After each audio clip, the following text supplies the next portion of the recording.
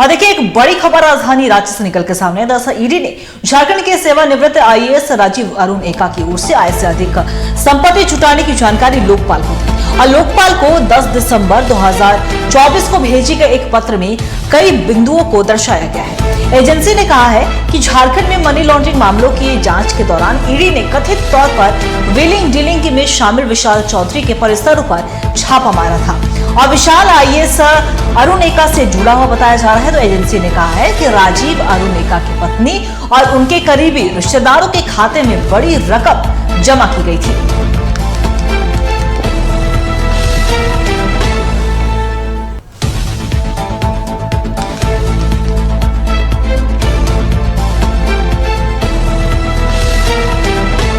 आपको कि ईडी ने झारखंड के सेवानिवृत्त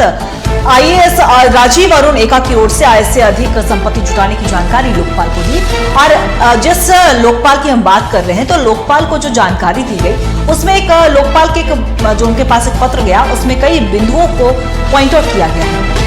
ईडी ने कहा है कि झारखंड में मनी लॉन्ड्रिंग मामलों के माफ कीजिएगा एजेंसी ने कहा है कि झारखंड में मनी लॉन्ड्रिंग मामलों की जो जांच ईडी की कर रही है तो ईडी ने कथित तौर पर व्हीलिंग डीलिंग में शामिल विशाल चौधरी के परिसरों पर छापा मारा था और विशाल के जो आरोपी हैं वो आईएएस सेवानिवृत्त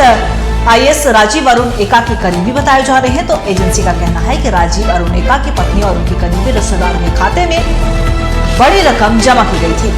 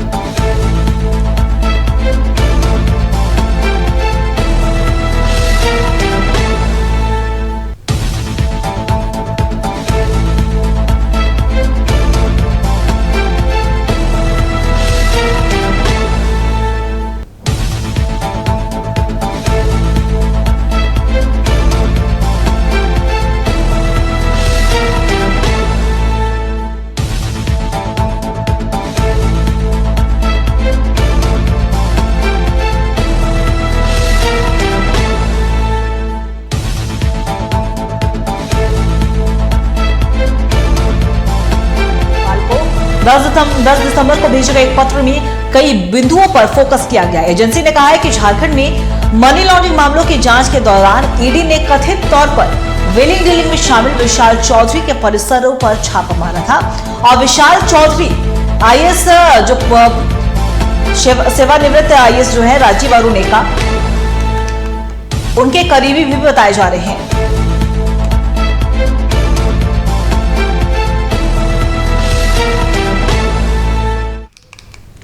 और इसी खबर पे और भी ज्यादा जानकारी के लिए हमारे सहयोगी कुंदन हमारे साथ लाइव बने हुए उनका रुख करेंगे। कुंदन देखिए ईडी ने झारखंड के सेवानिवृत्त आईएएस जो है राजीव अरुण एका की ओर से आय से अधिक संपत्ति जुटाने की जानकारी लोकपाल को दी और लोकपाल को जो पत्र भेजा गया उसमें कई बिंदुओं पर फोकस किया गया। क्या आपको जानकारी इस पर? बिल्कुल अंकिता, अब जो है राजीव अरुण एक्का और उनके सिंडिकेट से जुड़े हुए जो विशाल चौधरी हैं उनकी परेशानियां जो है बढ़ने वाली है, क्योंकि ईडी रांची यूनिट की जो ईडी की जो टीम है वो अब लोकपाल पहुंच गई है। लोकपाल में जो है कथित तौर पे मनी लॉन्ड्रिंग के मामले की जो जानकारी है वो लोकपाल के समक्ष जो है रखी गई है। एक लेटर के माध्यम से इस पूरे प्रकरण को जो है प्रकाशित किया गया है और इस माध्यम से यह ध्यान आकर्षण किया गया है कि कहीं न कहीं जो विशाल चौधरी के जो कथित जो सिंडिकेट से जुड़े हुए जो आवाज थे उस पे जब छापेमारी हुई थी तो उसमें देखा गया था कि मनी लॉन्ड्रिंग से जुड़े हुए जो दस्तावेज है वो हाथ लगे थे। हालांकि इस बार जो आरोप लग रहा है वो सीधे तौर पे जो है रिटायर्ड आईएएस राजीव अरुण एक्का जो सरकार में किसी अपने समय अपने कार्यकाल में जो है काफी रसूख रखते थे, उनके ऊपर जो है कथित रूप से अब जो है ईडी लोकपाल पहुंची है और निश्चित तौर पर ये मनी लॉन्ड्रिंग से जुड़े हुए मामले को लेकर जो है जांच के लिए जो है कहीं न कहीं लोकपाल को जो है इस बार इस मामले से अवगत कराया गया है। अंकिता। देखिए बिल्कुल कुंदन, और जिस तरीके से जो बिंदु पेश किए गए हैं और पत्र में जो लिखे गए हैं, तो साफ तौर पर कहना है कि मनी लॉन्ड्रिंग मामलों की जांच जब ईडी कर रही थी तो कथित तौर पर विलिंग डीलिंग में शामिल विशाल चौधरी का जो नाम सामने आया था, उनके परिसरों पर छापा मारा था। तो जिस तरीके से हम देख पा रहे हैं कि झारखंड में लगातार ईडी एक्शन में नजर आती है तो कहीं ना कहीं गाज जरूर गिरती है। तो क्या अरुण एक्का की मुश्किलें और भी ज्यादा बढ़ती हुई नजर आ सकती है विशाल चौधरी के साथ साथ? अंकिता, आप पूर्व की बात को स्मरण में लाएं। विशाल चौधरी के आवास पे ऐसे ही नहीं ईडी की छापेमारी हुई थी और ऐसे ही नहीं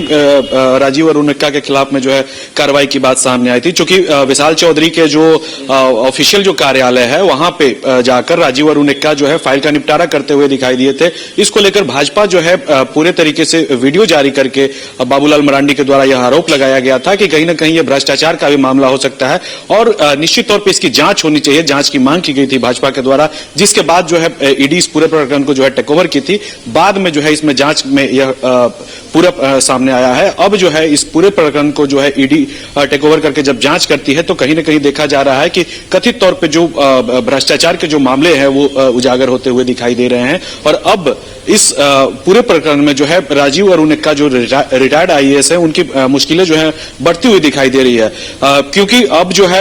ईडी कहीं ना कहीं रिटायरमेंट के बाद भी जो है उनका पीछा नहीं छोड़ने को तैयार है। और अब जो है लोकपाल में इसको लेकर जो है सूचना दी है कि जिस तरीके से अपने पद पे रहते हुए उन्होंने जो कार्यकलाप किया है उसको लेकर जो है लिखित तौर पे एक दस्तावेज तैयार करके और लोकपाल के समक्ष इस पूरे प्रकरण को जो है अवगत कराया है। और कहीं ना कहीं चूंकि जो विशाल चौधरी और इनकी जो घनिष्ठता है उसको जो है बखानित करते हुए और अब जो है ईडी लोकपाल के समक्ष पहुंचकर इस पूरे प्रकरण में जो है हस्तक्षेप की जो है मांग की। अंकिता। जी कुंदन, आपका बहुत बहुत शुक्रिया तमाम जानकारी के लिए। तो बता दें आपको कि अगर हम लोकपाल की बात करें तो लोकपाल को पत्र लिखा गया, उसमें कई बिंदुओं पर फोकस किया गया और कहा गया है कि विशाल चौधरी जिनका नाम सामने आया था कथित तौर पर विलिंग डीलिंग में शामिल रहते हैं और ऐसे में उनके परिसरों पर छापा मारा गया था। और विशाल चौधरी वही नाम है जिसे बोला जा रहा है कि सेवानिवृत्त जो आईएएस राजीव अरुण एक्का है उनके करीबी बताए जा रहे हैं, उनसे जुड़े हुए बताए जा रहे हैं। तो एजेंसी ने कहा है कि राजीव अरुण एक्का की पत्नी और उनके करीबी रिश्तेदारों के खाते में बड़ी रकम जमा की गई थी। अब देखने वाली बात है इस पर आगे क्या कुछ कार्रवाई की जाती है।